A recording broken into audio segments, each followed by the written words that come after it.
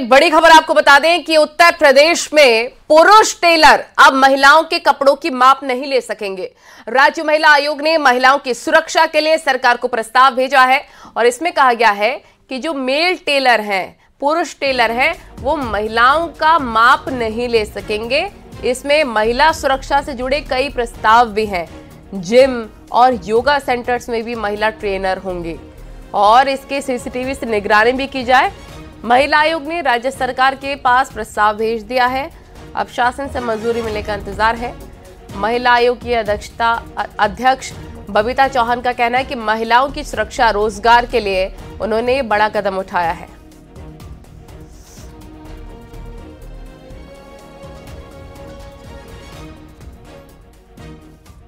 ये दिशा निर्देश जारी किए गए हैं और ये किस आधार पर किए?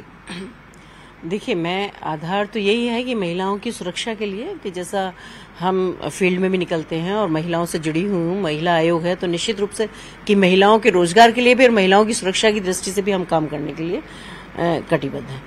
तो मैं आपको बताना चाहूंगी कि जैसे अभी आपने पिछले दिन एक एग्जाम्पल आपके सामने है कि कानपुर में एक ट्रेनर था और उसके साथ कुछ महिला का था और उसने मर्डर किया और उसको कह दिया।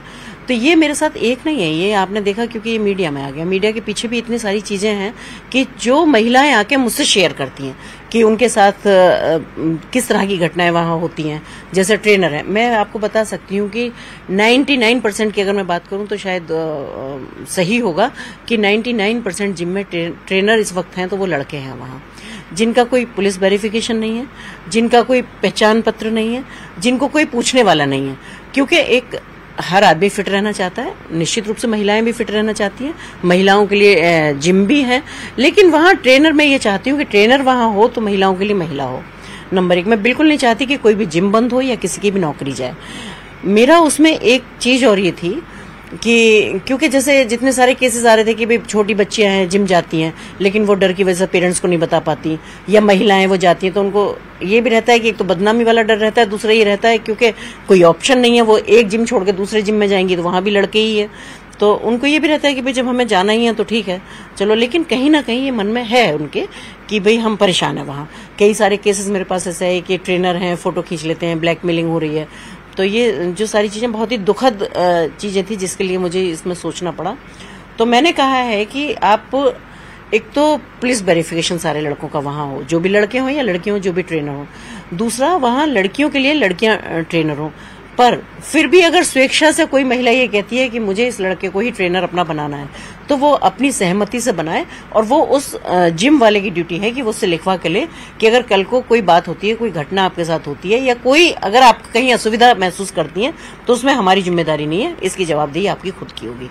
तो मुझे लगता है कि हम इस पर क्राइम में भी लगाम लगा पाएंगे, क्योंकि फिर वो उनकी अपनी चॉइस होगी। वो कम से कम हमारे शासन को, हमारी प्रशासनिक अधिकारियों को या इनको किसी को ब्लेम नहीं कर पाएंगी। तो एक तो मेरा ये था। दूसरा, एक सीसीटीवी जो है कैमरे, वो एक अनिवार्य रूप से होना चाहिए। बस मेरा एक इतना अनुरोध है। दूसरा ये है कि जब ट्रेनर हैं, लड़कियां हर फील्ड में हैं, सब जगह हैं, तो क्यों नहीं यहाँ जाएंगी।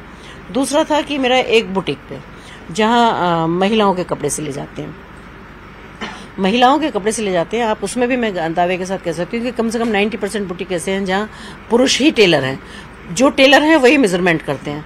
वहां से इतनी सारी शिकायतें आती हैं बैड टच करने वाली, क्योंकि सभी की अलग अलग फितरत होती है। तो वो भी यही बात है कि बच्चियां हैं, घर में नहीं बताएंगी, महिलाएं घर में नहीं बताएंगी, क्योंकि उनके पास कोई और ऑप्शन है नहीं। अगर उन्होंने उस टेलर के कपड़े को सिलवा के ही अच्छा लगता है तो वो उसी से सिलवाएंगी, और वो सारी चीजें बर्दाश्त भी वो कर रही हैं। तो मैंने ये कहा कि अगर टेलर रखना चाहें आप रखिएगा, लेकिन मेजरमेंट के लिए आप लड़की रखिएगा। वहाँ जो महिला का मेजरमेंट लेगी वो लड़की होगी वहाँ। तो मुझे लगता है कि इसमें कोई ऐसी बुरी बात नहीं है और ना ही कोई इतनी बड़ी बात है कि जिसको नहीं किया जा सकता है। तो फिर इसमें भी वही बात आती है कि महिलाओं को भी रोजगार मिलेंगे, और महिलाएं तो महिलाओं के कपड़े अगर सिलाई से लेके, मेजरमेंट से लेके, तो वो क्यों नहीं कर सकती हैं, खूब करेंगे, अच्छे से करेंगे। और मुझे लगता है कि महिलाओं अगर सेफ्टी पॉइंट ऑफ व्यू से भी देखा जाए तो वो सुविधाजनक भी है उनके लिए। मैडम, ये टेलर और जिम के अलावा क्या स्कूल बसों या स्कूलों को लेकर भी कुछ डायरेक्शन जारी है? बिल्कुल, स्कूल बसों के लिए ये है कि जहाँ भी हमारी छोटी बच्चियां स्कूलों में जाती हैं, चाहे वो बॉयज एंड गर्ल्स स्कूल है या जो भी है, लेकिन उसमें एक महिला टीचर है या उनकी कोई अटेंडेंट है या कोई भी 1-2 महिलाएं उस बस में जरूर भेजें, जिससे कि वो बच्चों का ध्यान रखें। दूसरा, जैसे एक कोचिंग सेंटर है, उसमें लड़के भी हैं, लड़कियां भी हैं, निश्चित रूप से सब जाते हैं, पढ़ते भी हैं, और 4-4, 5-5 घंटे की कोचिंग होती है।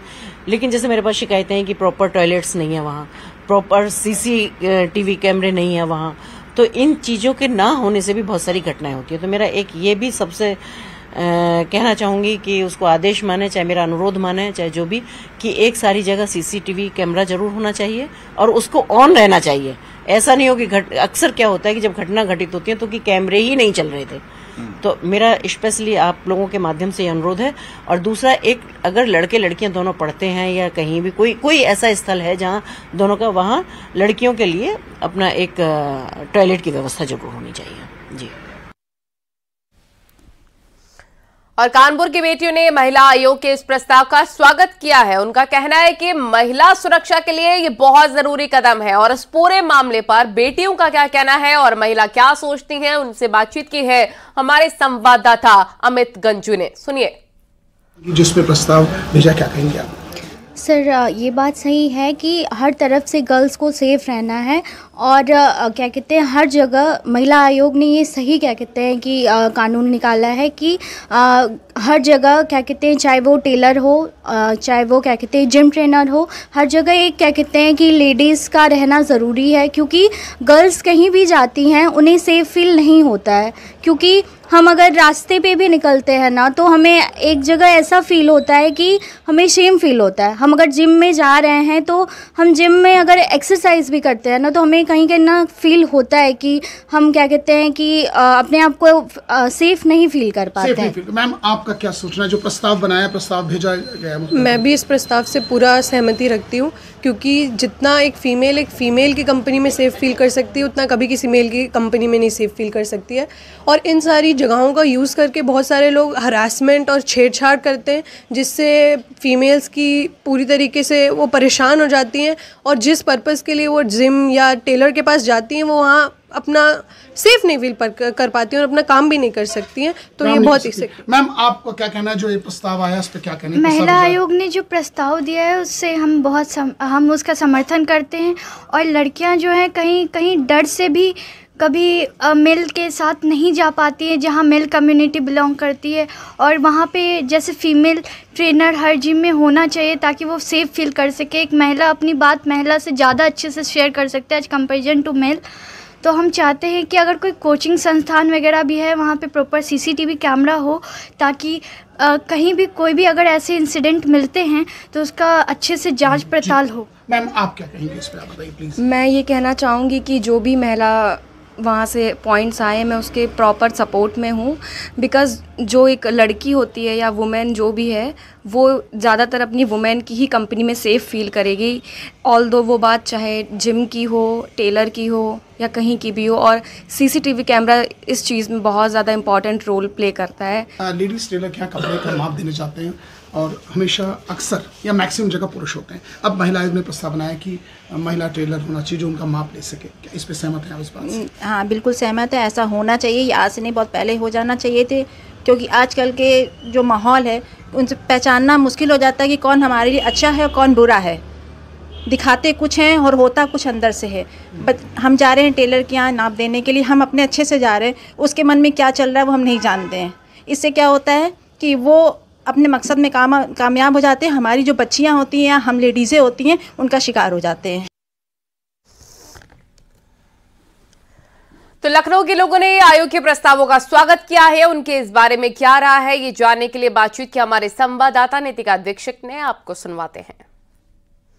यूपी में महिला सुरक्षा को देखते हुए यूपी महिला आयोग ने कुछ नियम पारित किए हैं, जिनके तहत महिलाओं की सुरक्षा को देखते हुए अलग अलग संस्था में महिला ट्रेनर्स को रखा जाएगा। इसके अलावा जो महिलाएं हैं उनके कपड़ों का नाप लेने के लिए पुरुष टेलर नहीं होंगे बल्कि महिला टेलर होंगी।